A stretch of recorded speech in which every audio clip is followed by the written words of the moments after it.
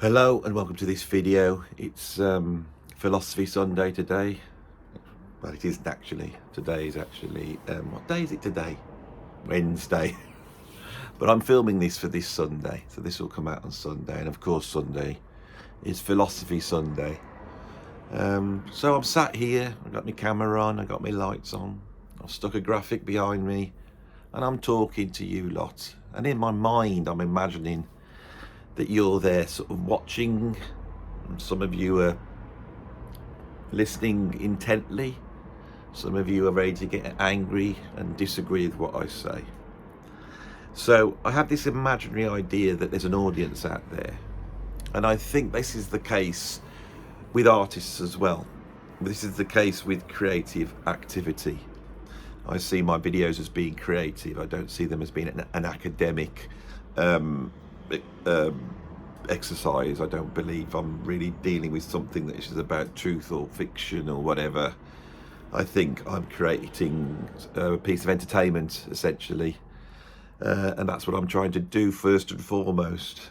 And so in doing this, there are considerations aesthetically.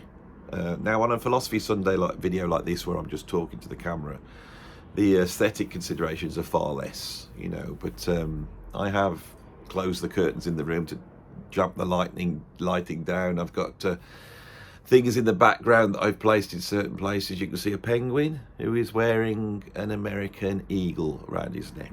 Does that have any bearing on what I'm about to say? Who knows? But of course, if we've studied which postmodernist philosopher would it be, Roland Barthes, you know, there is more to something like this than just what I'm saying. Anyway, I am rambling on and not getting to the case in hand. I'm going to start using this platform to answer some of the questions or points made by my patrons, and I've had some really good ones come through recently, which have really got me thinking, and I'm going to deal with one of them today, and it's from a guy called Mike Florio. That's it, Mike Florio. Mike Florio. I think that's the best way of doing it. Now, I haven't got Mike's permission on this video to do this, but when I looked at it, I've said I'm going to do a video, as he hasn't replied, so I'm sure he'll be happy with me discussing what he's said to me, because he is a creative musician and he has a website down below, and I'm going to give him a whole ton of lovely sunshine, internet sunshine. So if you want to go and click on Mike's link down below, you can go and check his music out, which is a great thing, and it shows how the modern technology can be used to share music, and how music is linked to ideas, and how hopefully someone who's interested in the ideas I'm talking about and interested in the question that Mike's posed for me, and that way those things all work together, and this will have a bearing. Everything I'm saying now has a bearing on what his question is and what we're about to discuss. So Mike sent this to me, and I will put a copy down below as well underneath the link to his website. He says this: hello Andy, not hi, hello Andy, I'll be very interested in your take on this. You explore the crippling self-doubt side of creativity very well in your discussions. Thank you, Mike. But what about the absolute narcissism side? The graphic here illustrates my question well, and that graphic I will use as the thumbnail for this video if you want to know what that graphic was. I believe art comes from the battleground of the ego. That the desire to create great art is inseparable from this desire to be recognized as a great artist, and he's also got those in the old finger twitches. Why do we need to share our work? If we're not doing it for money and profit, then what rational reason do we have to put it out into the world? Aren't we just then doing it to solicit praise and affirmation? And is that morally wrong? Why can't we just make music privately for our own edification? Or doesn't art work like that? What sort of music would you make if nobody will ever hear it? Would you even make any at all? Interesting question, that one. I've heard you talk about creativity eloquently and at length. often followed by a quip of needing to put it out there. But why? On your meltdown video, which was the one I think I did last Sunday, so this makes this one a sort of follow-up to that video. On your meltdown video for today, you alluded to contributing to some sort of universal creative dynamic. But isn't that really just a rationalization? Isn't the artist primarily self-serving and not altruistic? I've come across no shortage of fellow artists who have thoroughly convinced themselves they are serving some sort of otherworldly divine purpose which sanctifies their work and the vain self-promotion thereof. This rationalization allows them to indulge their need for praise and attention without feeling guilty about it. But maybe that's just part of being human, ugly as it is. What a fantastic question. And I don't know if I've got all the answers to this, but I'm going to try and do my best to answer it for Mike. So obviously behind me I have Kolb's learning cycle, or sometimes it's called the experiential cycle, and I believe it can also be called the creative cycle. This is not my idea. Actually, a few years ago I had to teach quite an interesting unit at college, and it was looking at the nature of creativity itself and how that developed. Now, of course, academic courses are often, put together by very clever academic people, and the whole of this unit was based upon Kolb's learning cycle, something I had studied as a teacher, but I'd never quite seen the link between this and creativity. But there seemed to be a link, and there seemed to be a circle that you need to go round on your creative endeavors, or you become stultified and you do not move forward, right?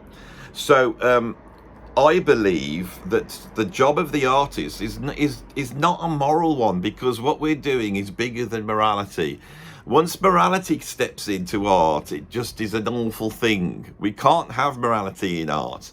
We shouldn't be worrying about whether we're a good person or whether we're an egomaniac or a narcissist. That's not something that should be considered by the artist, because what the artist is negotiating aesthetics is they're trying to put into a world the human take on the beauty in which they see within the cultural context and the history of which they live, right? And in doing that, I believe that that has a utility to human beings, and my evidence for that would be the fact that why would art exist, and why has it survived? Why is it here?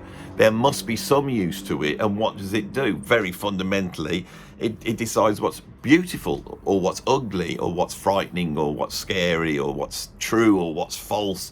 It deals with those type of things, and that is pretty obvious that that's pretty useful for human beings. And in which arena is that actually negotiated? We could say within the religions, we could say within philosophy, but there's problems with all of those, because those things have rationalism wired into them, right? They have the cultural history, they have the biases, all those are in there before you even start.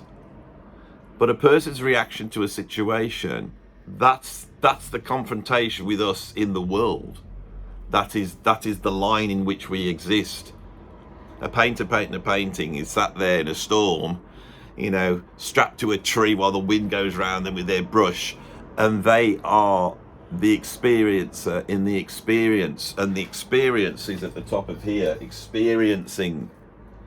All right? And when we experience things, we have thoughts, and hopefully certain experiences will give us certain thoughts that are new. So what we have here is the forefront of people having new thoughts based upon new experiences. All right? These thoughts, Kolb calls reflecting. We're not creating at this moment, we're just reflecting on what's gone on. Something happens to us and we walk away and we ever think about it, or it troubles us, or we have nightmares about it, or abstract things float in and float out. Certain imagery starts to appear, certain sounds start to appear, certain ideas start to form, certain processes might emerge, new processes, new ways of approaching creativity. This is the reflective stage. And then in the Kolb learning cycle, it goes to the thinking stage, right? But the thinking stage is, for me, creatively, is where once you have these abstract ideas, you start to have concrete ideas. You start to pull these together into actual things, and you have all sort of bits and bobs and ideas. If you go to a creative musician's computer and open it up, it should be full of all sorts of little tracks, dead ends, things that never got made, things that may get made. All sorts of different ideas should be there, and that is that domain there. It is the child in the toy shop, if I get my hand in the right place, the child in the toy shop tinkering and playing, right? This then, here it goes to acting, but that is the creation of the art then, the pulling of these things together and making them work. And once you have these ideas in front of you, it's a lot easier to then to step back and go, well, what's wrong with this? How can I fix that? And that fills that, you know, creative void that artists have, and they go, oh, I've just got no ideas, I've got no inspiration. There is got no inspiration because there's nothing in front of them to fix. You fix those ideas, and then, and my point is, you then have to put that art back into the world, because by putting that art into the world, there is nothing greater experientially for the artist than to put this thing out there. I have experienced this over and over again. I have worked on albums for months. You know, I have worked on YouTube videos for sometimes literally minutes because I have to produce a lot of them. But there's certain YouTube videos I've really spent like literally months making them, and I've thought about them and thought about them, and then eventually I upload them and no one's even seen them. And as they're uploaded and I step back and look, that experience makes me go, oh my God, I should have done this. It's like having it out in the world, having it released onto the general public, changes your perception to it. Now, all these things that Mike are pointing out, they're all true, and I'm going to get onto them in a minute. But fundamentally, once you release that thing into the world, it's out of your control. And the out of controlness, I think, is a tonic for the self-loathing that drives art. And as Mike has pointed out, the dialectic to that, which is the narcissism, the ego, the need to be seen as being brilliant, and you can't question what I've done and all that type of stuff, you know. Are there narcissists in the art world? Yes. Do all artists have maybe a pinch of narcissism? Yes, I think so. I think so. When I was a painter back in the old days, we had to do lots of paintings of people, and people are probably the hardest thing to paint, I think. Having to try and capture so much when you paint a person, and if you paint somebody that the person, the viewer knows, then you really have a strong thing, and it's that person's personality to measure it against, and it almost becomes like an objective measurement of the art, where you can say, well, does it look like that person?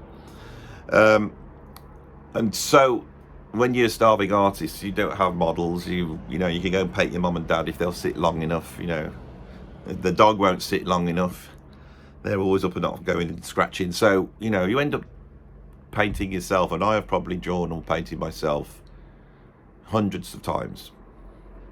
And when I started to make music, it felt like the same thing. It was like gazing into the mirror of yourself a lot of the time, looking at yourself and trying to have some objectivity about yourself, which I think, again, is the answer to Mike's thing here. You know, yes, there is a self-reflective thing there. Yes, it could be seen as narcissism. But true art, if you're doing a self, I mean, look at Rembrandt. He painted himself, you know, over and over again throughout his whole life. One of the great self-portraitists. And you could see his life unfold before you, but there's no narcissism there because he's a great artist. You see it warts and all, literally, you know, in those cases. So I think I've now explained why I think it's important that artists get their stuff out. Now, why do I say this to people? I'm trying to help them. A lot of artists will sit there going, I feel like I'm a creative person. I have something to say. I have this feeling that I want to get out, and I want to get it out in the world. But, you know, I just don't think I'm good enough. There's so many people trying to do it. What's the point? What's the point in getting stuff out there? You know, I can't see any. Oh, I don't know. It's people will judge me. What if somebody says it's rubbish? I don't know if I could take that. Oh, I don't know what to do. And I've come up with some ideas, but once I get to that point where I can't even finish ideas because you know, I want to get it absolutely perfect, and I can't, you know, and I don't really want to put anything out there until I've got something perfect. And my point is that is so damaging to an artist that they need to bite the bullet and put the stuff out there. And the way they do that is by going, right, I'm going to put something out there. This may be the first thing I've ever put out. I'm not saying it is the best thing in the world. It doesn't have to be the best thing in the world. It doesn't have to be perfect. It can be whatever it is. And also, you should, and I think this is my answer to Mike as well, another little point that's well worth making, is if you're a narcissist, you believe that you are putting out works of absolute brilliance, they can't be questioned and all that type of stuff. No artist who's any good should really have any investment in what the audience thinks. They're trying to communicate something to the audience. They're trying to communicate how they feel. But because you're on a cycle and you're going round, once you get to that point where you are at this 9 o'clock on the ear, 9 o'clock here, the work's done. You're trying to finish it off. It has to be finished, right? And you have to go to yourself, I cannot move on till this is finished. So it has to finish here. And I am not responsible for what people think. And I am not a narcissist. I'm not an egoist. What I am is someone who's willing to put this out into the world, knowing it is flawed and it has faults, because that is what I am and that is what human beings are. And I am not going to be so arrogant and narcissistic to think that I understand or have any knowledge or control or responsibility for how the audience feels about it. It's going to go out into the world, right? It's not my business. If the world turns around and says this is terrible and it's true, I will face that like the human being, the flawed human being that I am and that we all are. And that those flaws in the art may well be the art. Let's have a look at Mike's thing a bit by bit. He points me towards this piece of artwork, and it has two circles, and it says, I can't read it, I've got such bad eyesight now. Absolute narcissism versus crippling self-doubt. So he's got two circles like this, and then so we've got narcissism and crippling self-doubt, and in the middle it's got art. Well, anyone who's watched me will know that I think that art is fundamentally trying to bring two opposing things together. And so when we look at the dialectic in, you know, Greek philosophy, or we look at the Holy Trinity in Christianity, or we look at any sort of embedded meaning that has three, even like just the triangle, you know, the triangle is made of two opposing things being brought together and creating this new thing, right?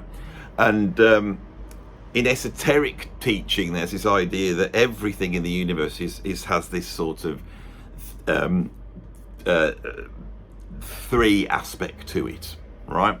And those are things made of things that this thing here, and then this thing here, which is in opposition, and then the sublime, which exists down the middle. One of the famous embodiments of this would be the Apollo Dionysian, you know, split or dichotomy, which has played out recently in the Olympic Games. I've done a video on that. So these themes are always there, right? Art tries to bring these two things together. Now, there is no way of really describing what these two things are because it's so wide. My take on it is to see it as being the balancing of hedonism with perfectionism. You're trying to balance those two things, but the only reason I use that is because that's quite useful for an artist who's about to sit down to create. It doesn't really explain what these two aspects of us are, which are probably best exemplified in the two hemispheres of the brain and how those two things relate, right? Or in religious terms, heaven and earth, and how those two things relate. This crops up over and over again, and I believe this narcissism, self-doubt thing, which could be seen like this as two opposite things fighting, and the art's in the middle. What the art is the actual fact that the narcissism is rooted in self-doubt, and the self-doubt is rooted in narcissism. And I think we need to talk about what narcissism is. Narcissism is where your beam of attention, or even your beam of intention, is inward on yourself. People who look inside themselves more than they look out, often called introverts. And an introverted aspect does not mean that you're shy and quiet, but often it does go with that. An introvert who is not shy and quiet could be described as a narcissist, where they go out into the world and everything's about them, because it's still, even though they have all these sort of social, flowery things that they put out there, all this sort of ebullience that draws people to them to some extent, they do that because it's about them. Now, if we look at the almost cliche of the artist, we have the tortured artist, we have the Kurt Cobain, we have the Byron, we have the Van Gogh. And this is someone who's almost like isolated, they're an outsider, they are in themselves, they are dealing with these things, but also they have this almost charismatic pull, and this is definitely the case within rock music. When you look at a rock band and you see Jim Morrison or Robert Plant at the front, this is the ultimate narcissistic pose, right? And I think part of the problem you have with art, and especially with music, is that aspect is almost like something, if you want to be successful, you need to have that. All right, the quiet artist that isn't particularly, personality-wise that magnetic. They're not that good-looking. They're not that articulate.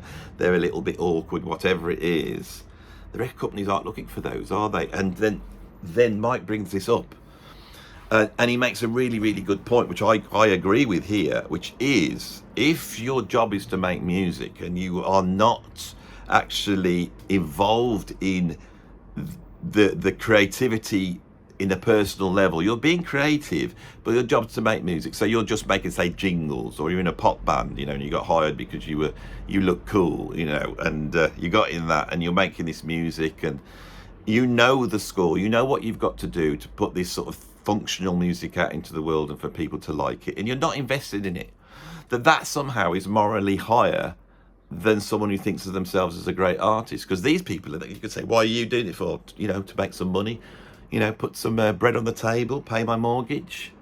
And that's an honourable thing, just hard work. This is what I do, someone else plasters walls, someone else is an electrician, and I go in and make music. And it's been very interesting to me to meet people in pop bands, or to meet people especially in, say, like boy bands or girl bands. And you meet this person, and we sort of assume they can't be that intelligent, they're not that creative. They're in a boy band. And then you meet them and you realise they're a fantastic singer. They're musically trained. They're actually able to create music which isn't their thing, which is a really, really difficult talent. And they do it because they're not attached to it. Haven't got that ego thing. They just want to do something, and it's making them some money. But when you talk to them, they're intelligent and they're creative, and they listen to all sorts of music. I can remember reading an interview with one of the girls from Steps, and it was the one with the dreadlocks. I wish I could tell you some more, but she started to talk about what she was into and where she came from, and I thought, this girl's really interesting person. She's a creative person. She's into some really weird music. Have you ever thought that? The person sat there, doing the choreographed dance steps could well be into the most darkest, weirdest avant-garde music. You wouldn't know, because they're not there because of their creative soul. And in a way, that is morally a greater reason for making music, and is more honest and truthful than the great artist who sees themselves as so important that they should be having to put their work out there. Now, I believe that if we take the reasons why music is made, it breaks down into a number of reasons, right? There are people out there that do it for a living, all right? What percentage would that be? It's a tiny percentage, So there's people out there making music. A tiny, tiny percentage, right at this end, is the people who are doing it because it pays their bills. In the middle, the vast amount of music that is made for the ego purposes of those people. You know, when you go on a band camp or you see your mates putting videos out on Facebook and they're out there, what's going on is, I believe, absolutely twisted and narcissistic, right? And it doesn't mean that they're narcissists. They may just be the gullible sheep that have swallowed the whole idea of rock and roll down deeply. They've swallowed it at a young age, and now they're 40 years old. They're still trying to bang their heads against that myth, which has now moved into the realm of myth. It's in the past, right? But they're still doing it. This is the meat and potatoes of this. This is the utility bit of this video. If you are creative musicians, really get your head around this part of it. But if we just step back and say that the vast majority of people are making music for their ego, and then there's a sizable, it's bigger than the two at each end, but there's a sizable one up here, which are making music because it's a therapy and it stops them from going mad. Now, they need to get their stuff out there if it's a therapy. Surely, if the thing's done, that's done. They could just, you know, if they're a musician, they could just, you know, export the stuff onto a memory stick and stick it on the wall and walk away. That seems logical, doesn't it? And then right at the other end, and it's even smaller, this bracket here is even smaller than the ones who are making it for money, is there's people who are artists and they are creating music which is sublime. They're creating sublime art. Now, the people doing that could be interchangeable. They could be in any one of these categories. So that happens without you knowing, and that's something to bear in mind. Now, I think morally, and the answer to Mike, is that what we should be aiming for is to try and create that sublime art, which is selfless, which will help people, which will be beautiful in itself, which you as a person have just been a part of the mechanism of the universe, if you like, to create that sublime art. Now, Mike sees that as very highfalutin, and it excuses people for doing bad things, and I agree with him. I think that's the case. But it's also the case that there is no artist that only produces sublime art, and there is sublime art.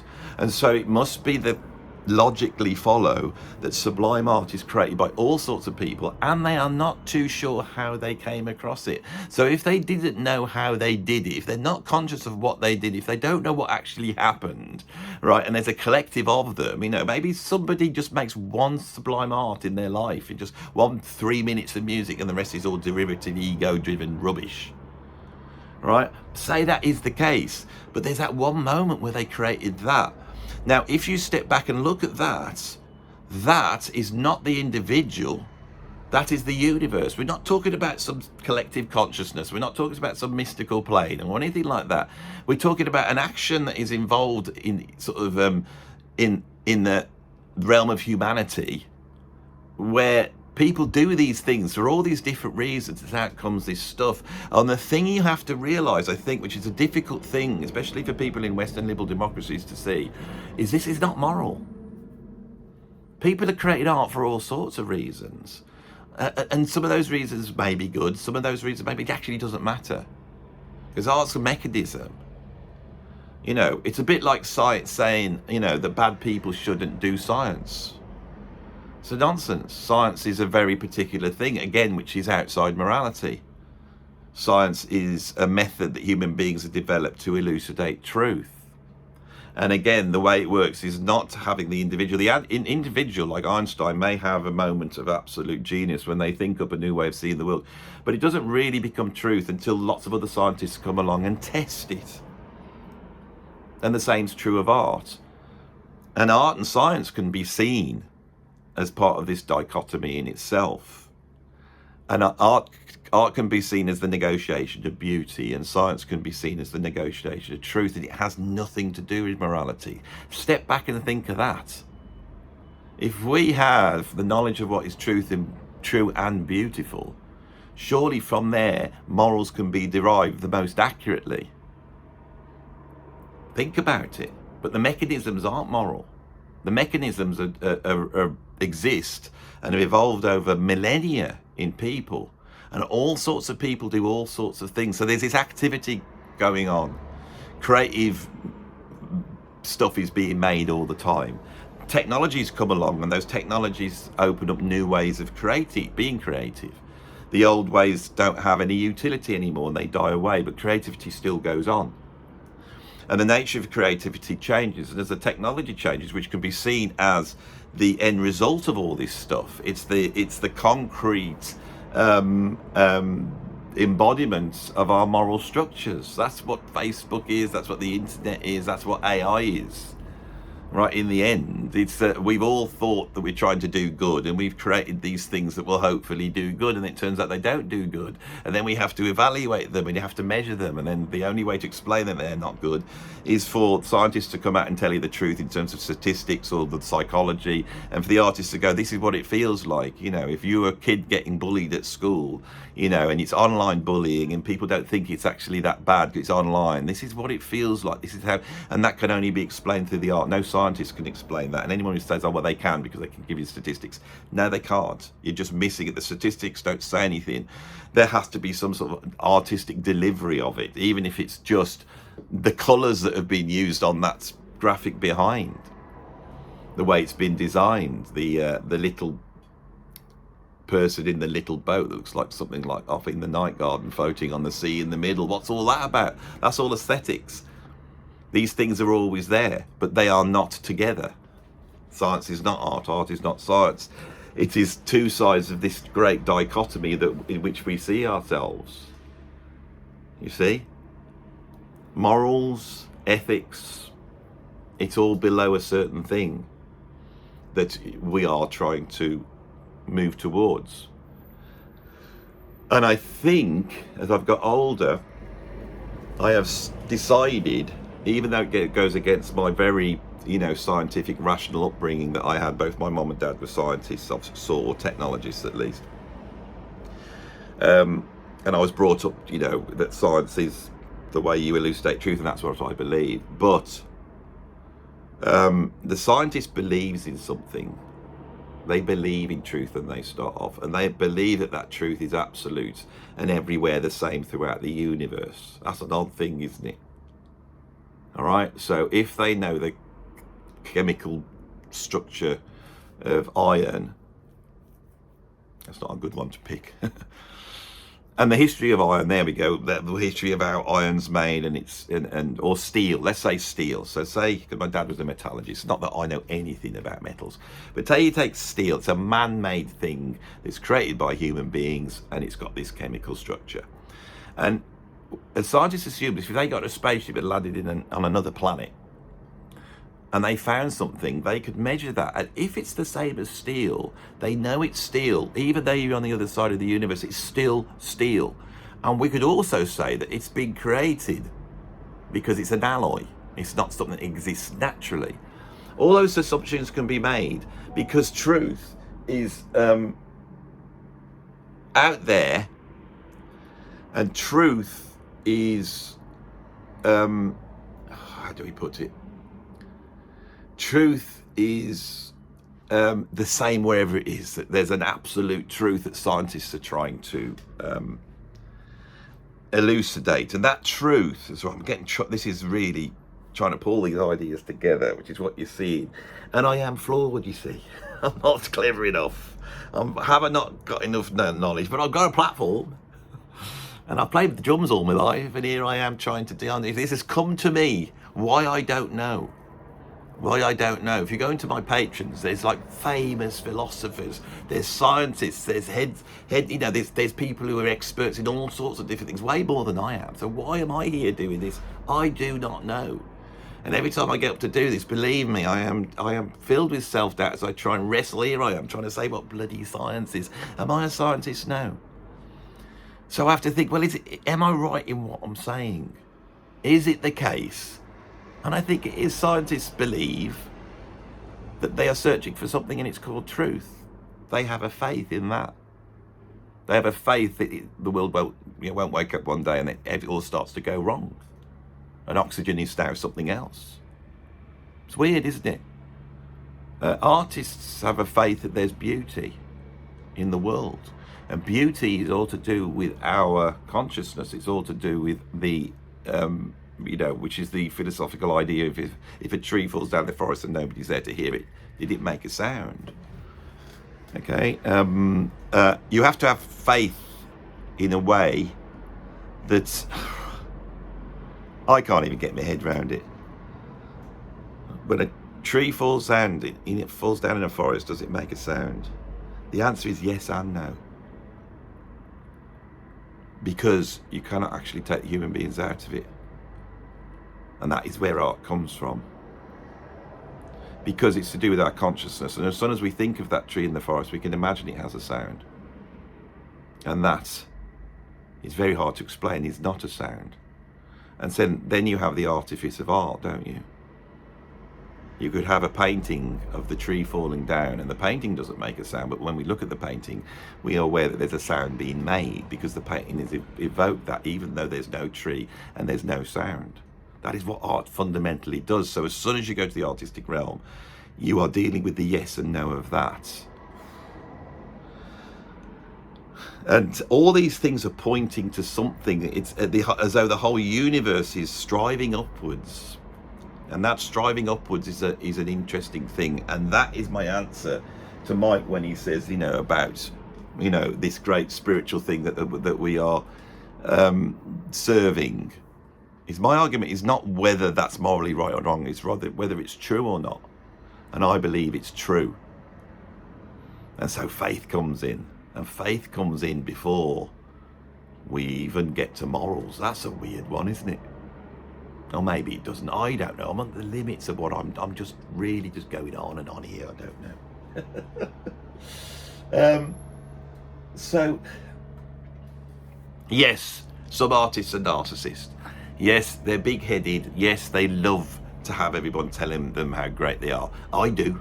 I make a video, and then everyone puts the comments in, and I read down them, and everyone's saying, "Oh, I love this, Andy. Maybe laugh out loud. Brilliant." And they stick a little bit of money in my, and I feel good. It all makes me feel good, and I want to do more. I'm not here because of the money. I am, sort of, but I'm also here. What motivated me before I was making money was the fact that I was getting some love back. I was getting love back from the world by doing this. It's all my self-loathing and self-doubt. It was like working against that. How could you be that bad when people think that great? And then with YouTube, when you get more people coming in, and you've got the people who aren't invested in you, they're just the fair weather viewers, and they come along and they're like, "Oh, who's this bloke here?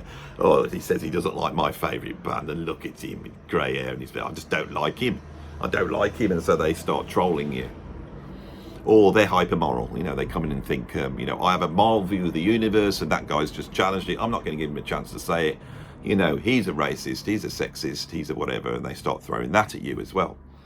And when that happens, it pulls you down. And when it first happened to me, and it was earlier on this year with all this stuff about when I started to discuss race, which I felt as a sort of Western liberal, that I could talk about whatever I wanted and it didn't matter, and that I had a duty to say what I thought, and that I might get it wrong, but I'll change my opinion, which I did. I did change my opinion on certain things. I thought I was allowed to do that, and then people start to come in and call me all sorts of horrible things, stuff that you haven't seen because the YouTube won't allow it to go through. There's one guy that looks at me and has literally gone, "Look at him, look at his nose, he's a Jew, That is what you're up against. And I thought I could deal with it, but no, I started to get really depressed and really low, and I had to alter my attitude towards it. I had to go back to the values which I've been talking about and go, it's not my responsibility what people think. Right, it's not really been my choice to be here doing this. It's the way it is. If I stop doing it, I can't pay my mortgage. I can't put food on the thing. There's a whole personal history that's got me here, and I'm probably unique as a YouTuber that I wind that in. Why? Because I'm a creative artist, and I know all these things have to be brought into it. All the foibles, all the self-doubt, all the things. I cannot see how that can't be a part of it. And I believe that the narcissism is a part of that. I believe that the narcissism is the flip side of the self-doubt. It's that dichotomy, and the realization of that, you know. And when you look at that diagram that Mike's putting, he's put art in the middle. Well, that's interesting. So, because what he's calling the art in that is the fact that there is a space where the narcissism and the self-doubt are the same thing. The will to power, the want to be a god, the want to stand up and give you the world your view, because it's so important of the universe, combined with the idea that you're wretched, that you're rubbish, that you have no reason to be loved by anybody. You are the shit on the shoe of society, the bottom. You know, those two things existing together. All right, those two things being brought together. Could that be what great art is? Test it. Think of something that you think is great art. As soon as I say great art, I know it sounds mad, but because I am of my age and I'm not a classical music fan, I'm a jazz fan, I'm a rock fan, and I've come out of that thing. As soon as I say that, what pops into my head is Hendrix at Woodstock doing the Star Spangled Banner. That for me is the great artistic achievement. It's so way beyond what we'd expect from popular music. It had such a cultural impact. Everybody of a certain age knows exactly what that means. And what do we have there embodied? We have the American national anthem, proud, stood there, you know, solid, you know, a sign of value. It's resplendent, but it has a cockiness. It has an ego to it. And sometimes inherent in the American way, mind you, inherent in that thing because of all these values like freedom of speech, freedom of expression, is Jimi Hendrix can stand up and all his angst, all the trouble, all the pain, all the stuff that he's experienced, channeled through the mechanism that he knows, which is the blues, but also this thing that he's pioneered, which is the electric guitar, very loud on stage, and the sonic creator of new sounds, which represents the future, the blues represent the past. And those things come in and they impinge on the Star Spangled Banner, and it doesn't take away its glory, but it presents it in a new way, which is culturally relevant, because at that point America is fighting in the Vietnam War, and it seems to say something about that, and it seems to question the American values and hold them up to itself. Right, the narcissism that is inherent in that people want to pull down, Hendrix does beautiful, and he does it by bringing in the blues. It points to the black American experience. It points to black people. I feel this just hearing it. These black people, you know, taken by a country, you know, that's treated them so bad, and then pulled them in the army and said, now go and fight for your country. All that embodied in that one thing. That's great art. Hendrix is not a good enough person to be given any credit for that. He happens to be the right person in the right place at the right time. And a great part of that is his incredible talent. But his incredible talent cannot create Woodstock. It cannot place him in that moment in time. It cannot place him in that cultural context. With the way he looks and how his personality acts, the natural superstar that he was, which was so compelling because he was so shy. See, we get to that, and it's as though the universe just naturally pops these things up at certain points when we need them. In other words, it can't not, because human beings will always be pushing for that. And there's my answer to Mike. Human beings will always be pushing for this, good or bad. It has to happen. It has to happen. You should not judge it. You should not question it. And you can see this from 2 points of view. The art has to be made, right? Human beings, humanity needs that to happen. Well, because culture will die, I promise you. If you just took art out of it now and you just started to run without art, without anybody saying any sort of aesthetic opinion about anything, pretty much we would not be human beings anymore. It's that fundamental. We have to have it there, and we all know that, really.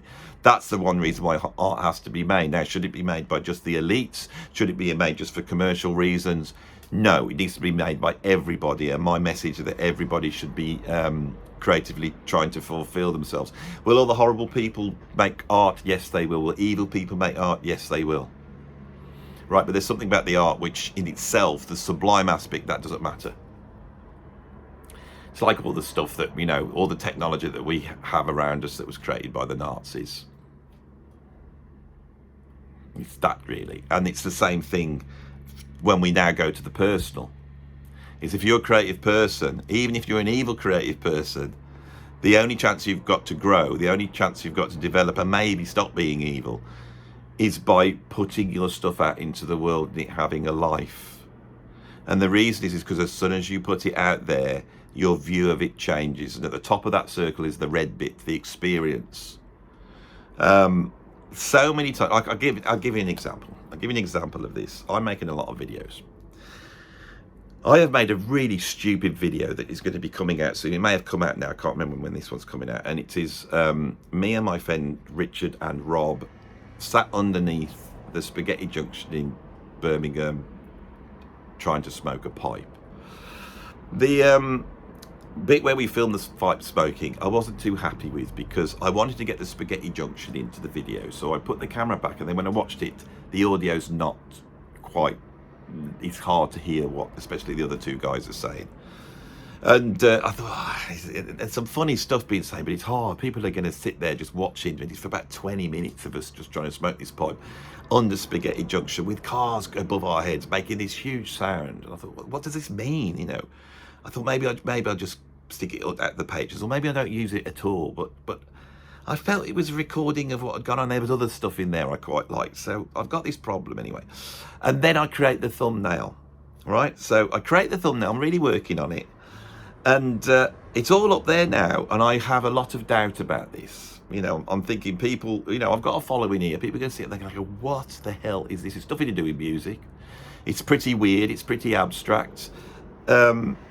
I don't really know what it means, if it means anything at all, but it will mean something because I have faith in what I've just discussed. And the thing's out there, and I'm on the internet, and the thumbnail comes up for the premiere, and I look at it, oh, that's my thumbnail. I spent a lot of time on it. Took a screen grab. There's us three, we were smoking pipes. I got the right pose so you can see the pipes. I put in, you know, I painted in smoke and made it look all black and white so we look like we're in the old days. So it's really, really good. And I wrote on it, smoking a pipe under Spaghetti Junction, Birmingham, UK. Right? To bring people to the fact that this is just a recording of an event, which is what it is. And I look down there. I've spelt junction wrong. I put junction. You can go and have a look now. It says junction. Now, the older me would have run and gone, right, let's redo that thumbnail. And I did think of doing it, but the way I make the artwork is on a different computer. It's set up in a certain way. I've got to do a lot of work to get in and fix that and then get it back up. And also, it's been sat there for a few days. So whatever's going on, it's going on. So I then go, well, that's what's happened. Just live with it, Andy. That's what you did. You spelled junction wrong. Most people will surely be able to work it out. They'll be able to look at that. Some people may say, why hasn't he spelled it junction? Is there a reason for this? No, there isn't. God, he's an idiot. He spelled it wrong. But I'm being an idiot in the video. The whole video is about being an idiot. Right? I could do an artistic appraisal of what I think that video is about, but I wasn't thinking like that when I made it. That is the sort of another side of me, the sort of the viewer, I'm trained as a painter, but I had to study art and write about art in my old younger days. So I could look at it and go, you know, smoking a pipe is a thing from another age, and it represents something, and it represents something that's very English, as does the Spaghetti Junction. But the Spaghetti Junction represents this sort of confusion and confluence. It represents modernity. And it's this big concrete structure, and we look at modernity now with certain eyes, and there we are under it. You know, it's the old English ways against these sort of modernist ways. You know, I can be all pretentious and say all that, but also the pipe represents something that grown-ups do. And the other two guys, they are grown-ups, but I'm not a grown-up. I'm trying to be like a grown-up, but when it comes to it, I'm not. And I think that's what the meaning of it is, because we are all just kids. We're stupid. We're idiots. You know, when I watched it, I found it funny because I thought, you, Andy, you're just an idiot. You're an absolute idiot. Look at you. You're stupid. You know, it's just silliness. You know, you're 56 years old and you're doing this. Because I like to play. I like to be like a child. And I've covered that up all my life, trying to be a grown-up. A few years ago, I started to come on YouTube, and if you watch my early YouTube videos, I was trying to be a grown-up then. And then my inner idiotness came out. It started to come out, and people liked it. And I thought, oh, they sort of like the fact that I'm an idiot, that I'm stupid, that I get things wrong. And I started to just accept what it is. Even more, my own view on art has had to be, really, I've had to live by that. So that's the thing. It says junction on it. That's the art. That's what it is. I don't know why. I do not know why. But it is what it is. I don't hold, it's not me being brilliant. It's something else. I don't know what it is. And it will get judged accordingly. Now, I'm not saying it's great art because of that. It's highly likely not great art. How do I judge great art? Fundamentally, I do it on the views. Right? You know, it's like, I have an idea of how many views I should get for a video. If I get more for that particular video, then I think it's a success. On my channel, when I was talking about jazz rock and jazz fusion in the old days, I did a video which came from my heart, which was about anxiety in musicians. And as time's gone on, that has got its own fan base. I think I said a lot of stuff which everybody knows, but I just happened to say it. And it chimed with people, and this video is a child of that video. And that didn't get the views initially, but it's been a slow burner. And I know that these videos are slow burners, and they are for artists that have self-doubts. Or maybe, to answer Mike's now, this one, because the narcissism will be in the title, you will get artists who are worried that they may be narcissists. I would say if you're worried about that, you probably aren't a narcissist. The ones who are narcissistic will hate this. They will hate it.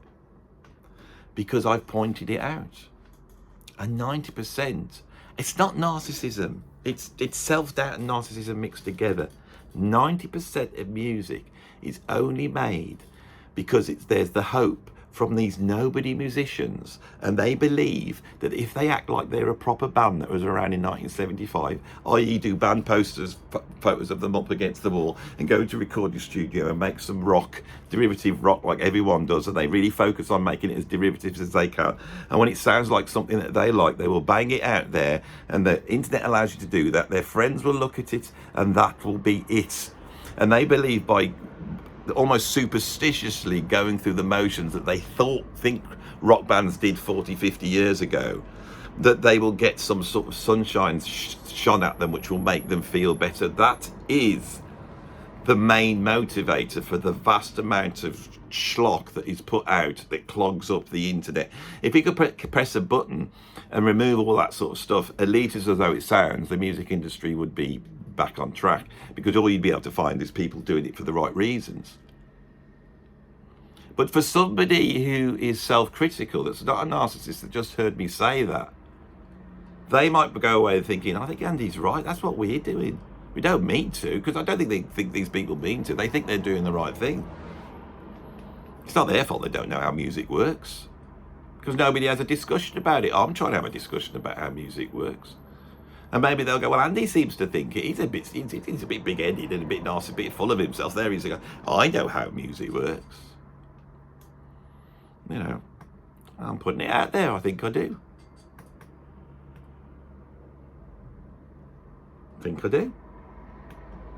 Come on.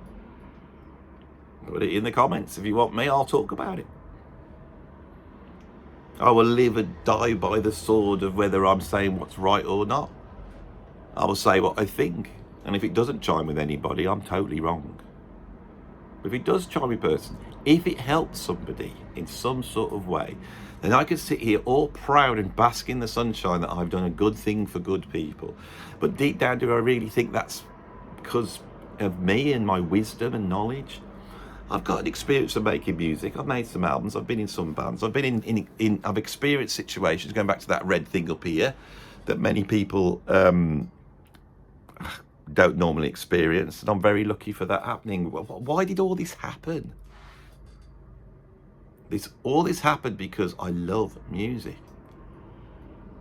And the reason I love music is because music is made out of love. And when you make music, it sends a message out to the world of love if you do it properly. And that's the final message. And that is the real reason why you need to get it, because we need to spread the love. I'm done. Coming up to nearly an hour. Mike, I hope that was a reasonable answer to you. I've got another patron that wants to know something very similar, but they are sort of in a quandary. They are stuck, and they've explained how they feel they're creatively stuck. And I'm going to try and deal with that next week on the next Philosophy Sunday video. If you like this, please put a like on it, share it, you know, go out there and say, check this out, share it, because you'll be doing good. You'll be doing some good when you do that, you know, when you share my wisdom around the world. It needs to be shared, so go and share it. Now I can step back and be all, you know, nice and say, you know, if you want this sort of message to get out there, this positive message, then you need to go and share it. But of course, it'll do my algorithm no end of good, won't it? Oh, you see, you can't get away from it. You cannot get away from the dichotomy. It's been throughout this video the whole time. You know, every video I make, I have to consider whether it's going to get the views or not. Every single one. Sometimes I will throw it away. But not with this one. I'm hoping that this does well for Philosophy Sunday video. And there's the irony of all the way through, all I'm really thinking about is success. But it's in, at least I've got it in the video. At least you could sit and watch it and go, God, there you go, there's a real thing here. Whoa, and you may get something out of it that's greater than just me. You never know. And so that's worth sharing it. And put, you know, subscribe to the channel if you're not subscribed, because I'm going to be doing more of these. You know, you could come and, like Mike, become a patron, and you can ask me these questions, which are fantastic, because I don't have to think then. I can pass all the creative part to my patrons, right? And then oh, Andy's he's like the ultimate he knocks postmodernism, but he's like the ultimate. He's always pointed out the mechanism in his videos. He's always pointing out all the nasty bits as well as the good bits all the way through it. So he's knowing, and no one can accuse him of just being a narcissist. He thinks that he gets away with it, but I'm onto it. And now he's even saying that, and he just goes on and on and on, and this postmodernist hellhole of just no actual truth in anything. And if you want to support me financially, you can put some money in the old PayPal tip jar. All the links are down below. Thanks for watching this video. I hope you liked it. If you did, you got something out of it, you know, that's great. I hope you did. I really genuinely do hope that you did. That will be a lovely thing. And I think that is, I hope, the positive end of me as a person. Shining through the thing that I want to walk towards, being a good person.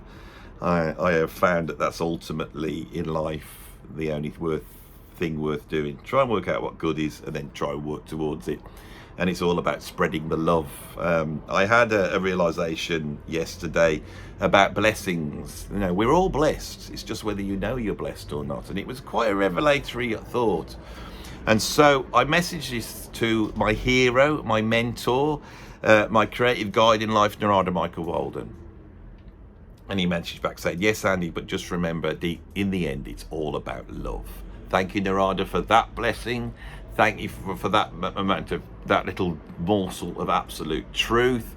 Thank the world for putting me in a position where I could say that and do an hour-long video where in the end, I can get to the point where I can tell you that Narada Michael Walden, you know, has sent a message directly to you saying it is all about love. Thank you for watching.